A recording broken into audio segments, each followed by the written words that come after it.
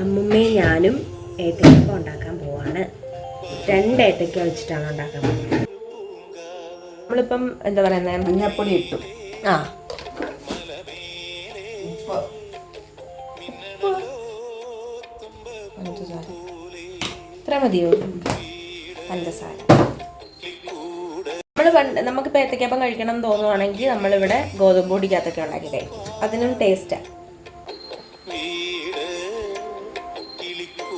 ഇതൊക്കെ ഇടാൻ പോകും. ഓക്കെ, ചെറുതായിട്ടൊന്ന് കരിഞ്ഞിട്ടുണ്ട്. ചൂടാട്ടോ,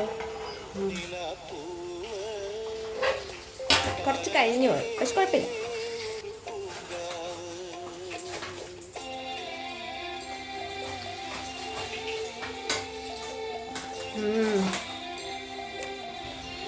കൊള്ളാടോ. Thank U.